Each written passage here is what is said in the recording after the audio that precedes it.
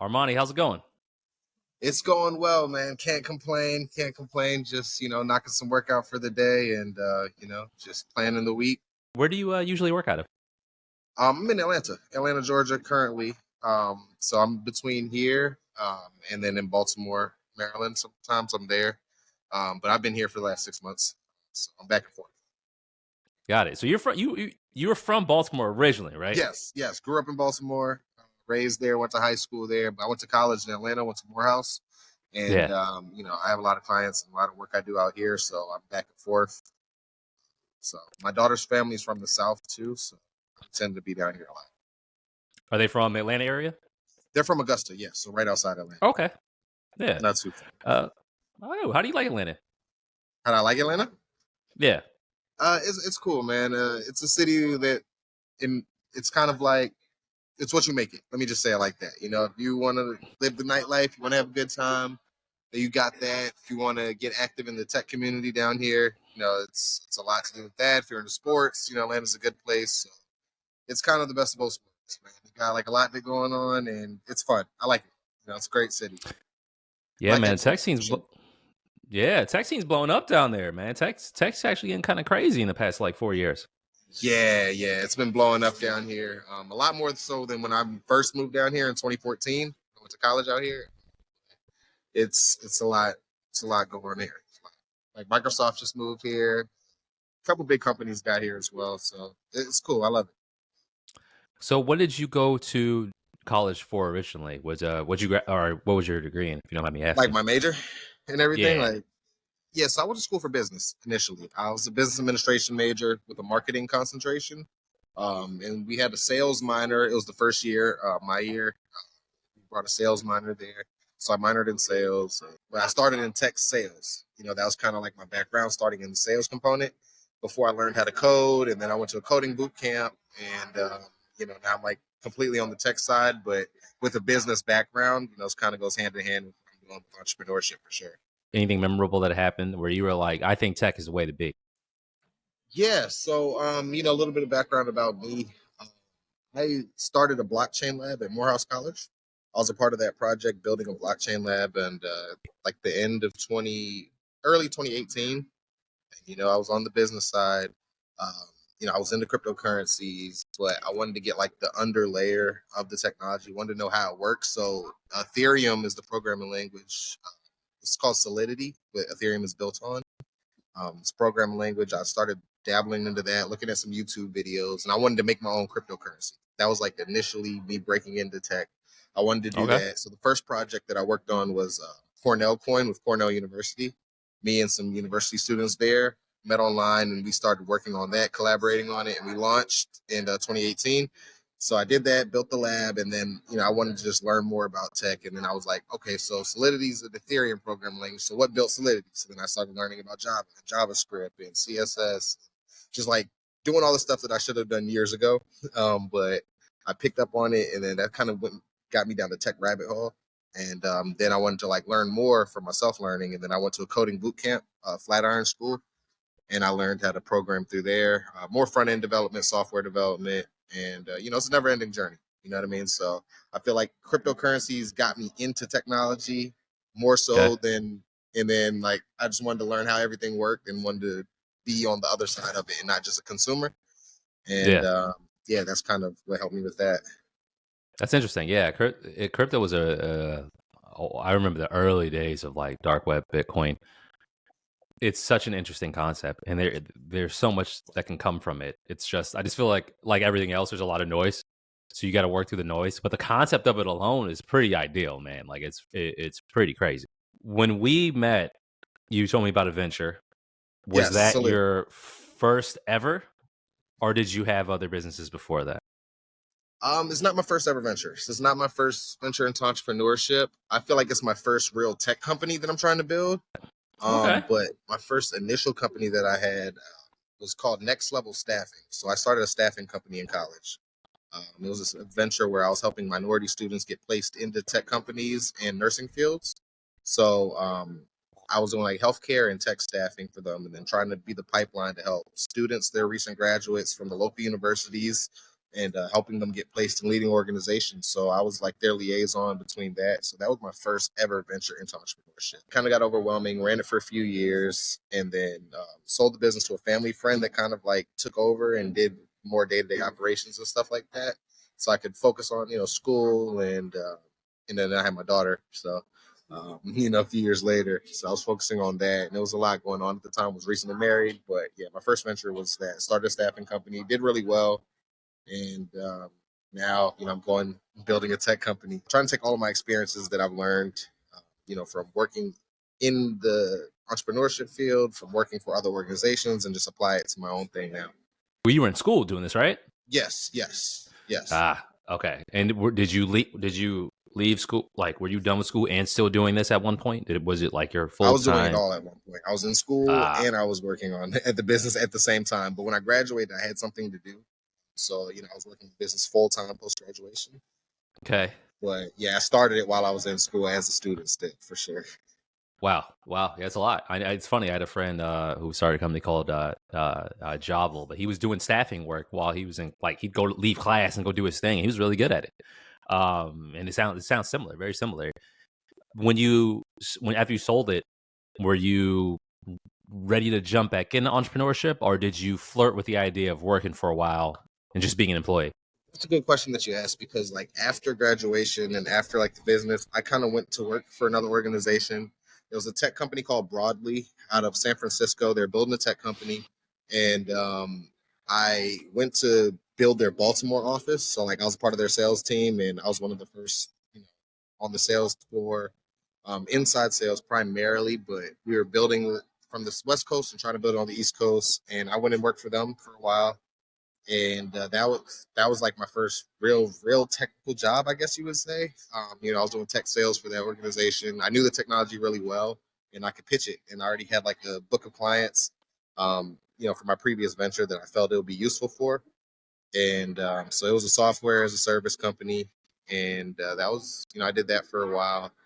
And yeah, so like after entrepreneurship, I kind of took a break, went back to work, got something, a little more consistent at the time, because I was bored. You know what I mean? Like I felt like I needed to get to work, wanted to make some money, and I went back to work for a company, but they closed down their Baltimore office, and I kind of feel like it pushed me back into entrepreneurship, to be completely honest. I feel like that's one of those moments that would piss me off. Like it's and I feel like that happens to anyone who goes the entrepreneurial route. Is you have these moments where you're just like, I should just do this on my own. Be it a company folding, a company closing offices, a product shift. You just have these moments where you're just like, I'm out of here, man. I'm done. Like I'm not doing this employment stuff anymore. Or at least me. At least that's how I am. I look for excuses to jump back in. Nah, same way, for sure. Like any opportunity that I see, it kind of gives me the go ahead to like go start my own venture, or join in with some buddies that are got something going on, for sure. I'm always doing something, always doing something. Right after that, I started working for another company. I was doing digital marketing for an organization, but I was more so on the freelance side at that point. But they kind of brought me on full time because I was doing all their digital ads, for dental healthcare companies. It's kind of random field that I ended up getting into for dental implants. So, some of the procedures were $50,000 plus. So if I could get them one new customer, I was doing really well for them. And, I was running all their Google ads, Facebook ads, and MailChimps. I was doing email marketing as well. But yeah, started out as a consulting job, and then kind of like pretty much went full time. But after that venture, that's when I went full time. Funny story. I was in Baltimore. I was riding in the car with my stepfather, right? And then he has this problem with the car where like the battery's always going dead. Like in the car, it's always going dead everywhere he drives. I don't know. Like I don't know what he's doing to the battery, but he's always looking for a jump. And he has AAA. So, the car needed a jump. He was looking for AAA, called them. They said they'll be there in an hour. Hour and a half goes by. Nobody came, right?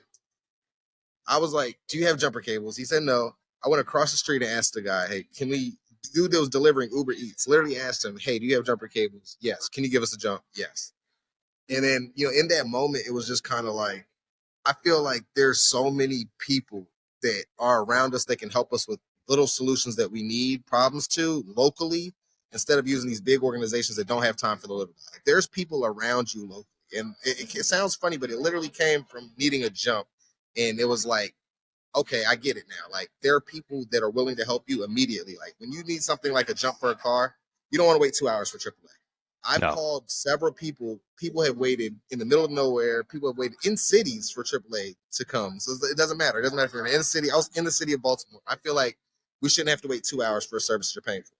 But I know there's somebody around the corner that has jumper cables that'll be willing to help me out. And if I want to pay for that service, I need it when I need it. You know, like I will give you $20, $50, whatever you need at that moment to solve my immediate issue. But should I have to pay for a service that's going to take hours to come when I can see people locally in my area that can help me? And the idea came just from jumps, but obviously we want to offer more services to people, like just local solutions when you need it. And I feel like there's a lot of different niche platforms for different things. But in my experiences, I don't want to download an app just to change my tire. I don't want to download an app to walk my dog. I don't want to like there's too many apps. Yeah. And I feel like if that's where you're marketing your business, we just want to be the platform where you can promote wherever you're marketing, wherever you want to get paid for, like wherever your product or service is. But we want to be the liaison between the customers looking for immediate services and who's local to their area. That's all we want to be. We're like more so a marketplace. We're like showing you different solutions. Like if you've seen Facebook Marketplace, you got stuff locally that you can buy and sell. Like we want to be services locally that you can be a part of. You know, like that's all we're trying to do.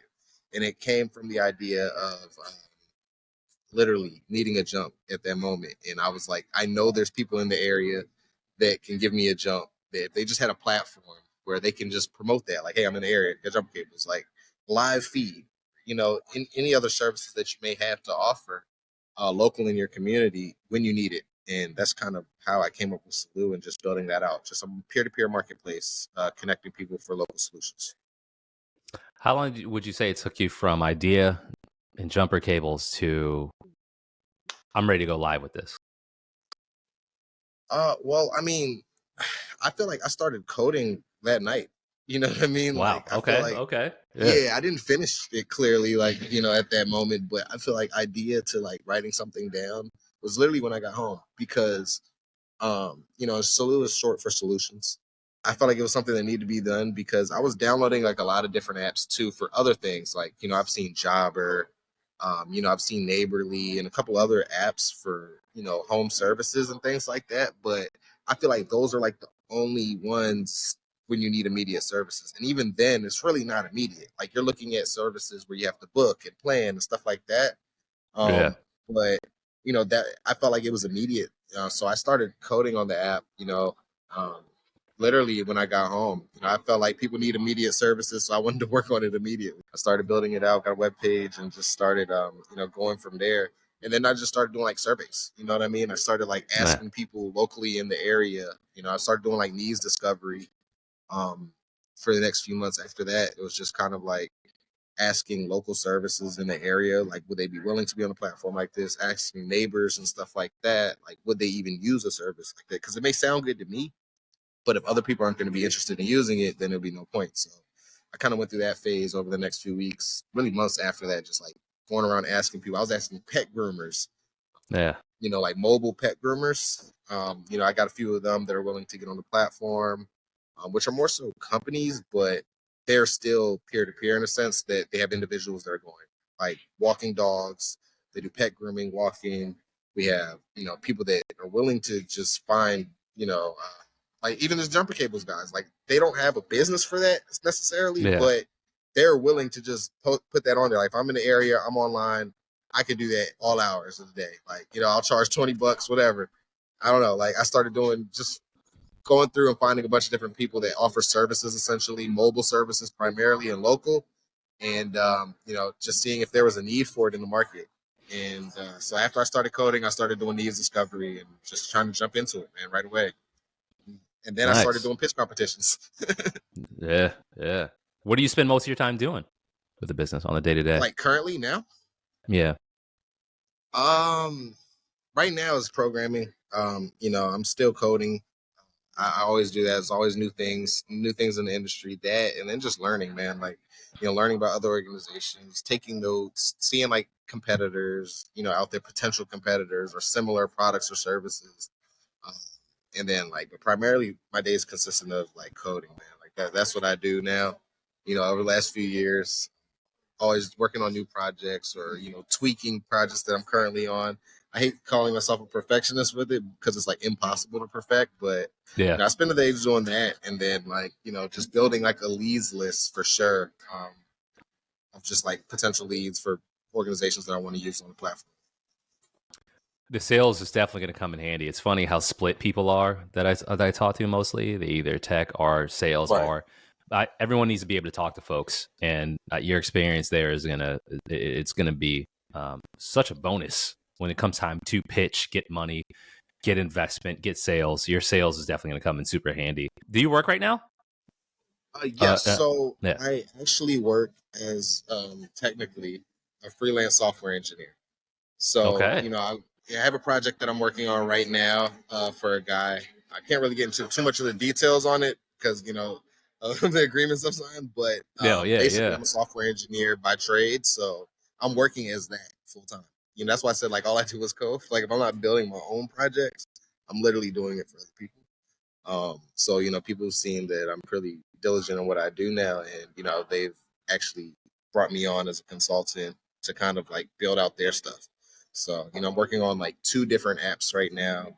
Okay. Should be really big projects, and that kind of consumes most of my time. If I'm not doing my own thing, I'm working on some other projects. How do you like to split your time? Do you do like 9 to 5, your stuff at night, daily? How do you like to keep yourself organized when it comes to work? It's hard. It varies. It's hard. I'm not gonna lie. Like it varies. I feel like I try to give myself deliverables because if I just code all day, if I say like I'm gonna get up from 9 in the morning and then just work until 8 p.m. or 5 p.m., I'm gonna burn out. You know what I Mm, mean? Like I'm gonna burn out. I gotta take breaks. I gotta, there has to be a period where I have to step away from the screen. But I feel like making my own schedule, that's something I've been working on now. It's been kind of difficult, but I try to just have a steady workout routine, eating right, and then just coding during the early mornings or afternoons, or sometimes late at night too. My schedule's all over the place, but as long as I'm knocking out the deliverables when they need to be done, I think I'm good. yeah. That's like my priority. It's just like setting deliverables for the week and then just going about and doing that. Got it. So you live in Atlanta now. Do you have to travel a lot for your own, for Suhloo, for your projects? Can you stay in Atlanta and get everything done, or do you find yourself having to go different places? You see, I'm a young guy, but I'm kind of traditional in the sense where I like to meet my clients face to face a lot of times. In the digital age, I'm perfectly fine with Zoom, perfectly fine um, with phone calls and stuff like that. But every now and then, I like getting in person. I just feel like it's always one of the best ways to communicate. And so, like sometimes, a lot of my clients, when I'm presenting, sometimes I'd either do it digitally or in person. But Atlanta, I can get everything done digitally for sure. But when I do have the opportunity to meet up with some of my clients, I definitely love to do that. If I get the opportunity. Sometimes it's hard, like if they're like all the way out somewhere, but if they're in Atlanta or the DMV area, it's not a problem for me. So, um, yeah, but definitely I can get everything done here. But it doesn't matter. I'm on the go. Anytime they want to get together virtually, I'm able to do that as well. So it doesn't matter. I'm like you. I'm better face to face. I hate doing any kind of Right? relationship building. Like it's. I'm not funny. This is not good. Meet me face to face. Then everything makes sense. The jokes hit Absolutely. different. The points hit different. I like that. I'm right there with you on that. Yeah, and it's Um, ironic because I'm a digital guy, but it's like I still enjoy the face to face, like pre-COVID life. I'm still yeah. pre-COVID advocate for sure. I'll be honest, man. I thought I had it tough before my daughter was born, but like trying to find the energy. Like she goes to sleep at my daughter goes to sleep at like 7 something. I'm ready to go to sleep at 8. Like to get the Right. energy to be able to do more stuff is so much harder than it was. How's that been? Well, actually, so currently my daughter is with her mom in Barbados. So my wife, ex-wife now, but she's in medical school at Ross University. So she's in medical school at Barbados, and so I don't have the day to day anymore like I used to. But all the holidays and the breaks, and I go down there a lot too. Definitely with her. It's a lot. I spent the whole winter break with her, Christmas, New Year's, everything. That's what's up. You know, and had her for a few weeks after that. So I definitely missed the day to day activities with her, but you know, it's hard. It's hard. It definitely switches my schedule around when she's in town or when I'm down there. But you know, I love my little girl. She's 2 now, so That's she has what's a up, lot of man. energy, and she's so smart. She's so Yeah. smart. She's just like her dad and her mom. You know, her mom's doing her thing, so definitely happy for her. But you know, the distance has been a little much, but you know, I get to see her a lot, and that's another reason why I like Atlanta too, because it's a straight shot. You know, the Yeah. Atlanta airport's here. Yeah. I live not far from the airport at all, so I plan on going down there actually in the next 2 weeks. So I'm back and forth a lot, man. I'm on the go, so that's why I like what I do Oh, digitally you as move. well, because I'm Yeah. still able to work, still able to do what I need to do, still take care of my family and see them when I can. Yeah, man. That's what's up. Do you have any goals lined up for the near future? With the 2024, man, what are we looking at for Suhloo? What do you want to what kind of action do you want to see for yourself in the company? Well, you know, currently, you know, with the organization, I'm bootstrapping everything right now. Um, so, you know, I would like to potentially get some investors on board. That's one of the things I'd like to do. Looking to raise, I probably start like a pre-seed round eventually. I haven't gotten the numbers down specifically of what I'm looking at because I'm just doing everything right now, you know, out of pocket. But I think that I want to raise a pre-seed round this year. That's one of the Okay. goals. Want to bring some people on board to help build this thing with me. I have people on the legal side that are kind of like external, but they're still a part of the organization and stuff like that. And you know, I've commissioned some like more SaaS developers and things like that, freelance guys. But I want to bring some people in house and really build it. So I feel like that's another one of my goals: is bringing some people on the board and yeah, I mean, and then just going to market and you know just growing. You know, I want to have 100,000 users on the platform next year. Like Okay. literally, I'm trying to grow. Like that's the Okay. target I can get to. I know I can get the reach. I know I can get people to download it, but I want people to use it. I want active users on the platform, and then we'll scale from there. I feel like you know once we start rolling out our rollout and our marketing campaign that I have been working on, like it's gonna be sick. I'm building commercials right now, like Yeah. trying to shoot, like I'm getting the content rolling, like so I'm gonna start like going crazy on social media. Um, you know, I've tapped into a lot of influencers and stuff like that to try to push the product just so they can see what it is. Because I feel like that's all people need is to really Yeah. see how it can be useful and see how it'll benefit their time. So just like putting out the rollout, that's another one of my goals. The rollout to get like people on the platform, and you know, people are going to hear about it. Like, I feel like peer-to-peer solutions, if you can get something done quicker, faster, and save you time and money, I feel like people are going to be willing to do it. And it's just how we decide to market that to people. That's going to be the biggest challenge, but I feel like that's one of my goals this year too, just conveying the message in a way that's easily digestible for people to understand the benefit of using my platform. Outside of investment, is there any other area of opportunity that you could take help in? If we're up to you, any skill set, any category, any department in the company, is there anywhere else where you're like, you know what, if I can meet someone who's really good at X, this could help me? Yeah, man, definitely marketing for sure. I'm always looking for people that can help market the product. Um, Developers, always, you know, media outlets. You know, that's why you know Yeah. I'll jump at Yeah. this opportunity to try to get my story out there, try to get my brand out there. Um, so definitely need media, PR people, um, sales for sure. Sales and marketing absolutely is at the top of my list because that's almost as important as the development side, if not more important. Because you can build something and have nobody on the platform. People don't know about it. People aren't using it. People aren't downloading it. So I'm definitely looking at that. And then you know, like I said, press too. Like trying to get the media to hear about the product. And yeah, man, anything at this point. You know, I feel like Yeah. anybody can bring something valuable to the table. There's so many different people out there that have so many different skill sets that I feel like if we collaborate, we can build something great. Even if they're helping me out or I'm helping them out. They have a business, a small business, they can be on my platform. You know what I mean? If they're an Yeah. individual sole proprietor, I can help them promote their business. And likewise, you know, they get them on the platform, I can get them more customers. That's like ideally the goal. So I want it to be a mutual beneficial situation. That's kind of priority is for this year. Nice, man. Well, at this point, I'll let you shout out any socials. If there's any requests you have, any websites, feel free to shout those out right now. Yeah, for sure, man. So it's Armani. My name's Armani Simmons. So you can get me on LinkedIn at that. Armani B2B on social media, B number 2B. And, Suhloo.com, Suhloo, Suhloo.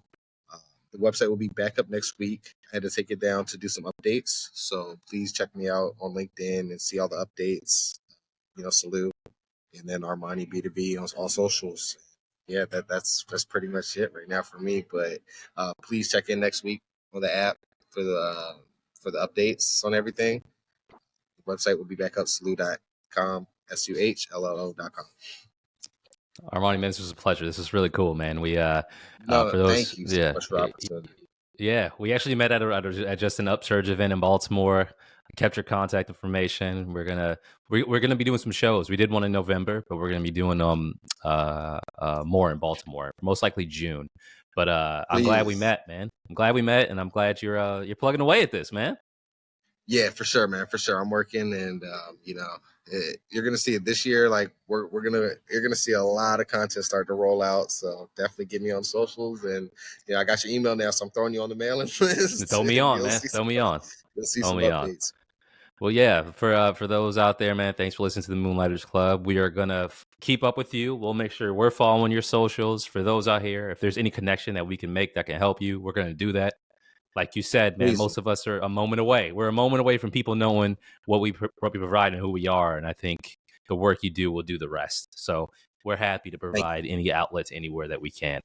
But yeah, for those out there listening, Moonlighters Club, check in, tune in for another interview. We'll talk to you all soon. Armani, enjoy the rest of your day. Thank you, man. I appreciate it, and take care. Look forward to seeing you again soon, man. Anytime.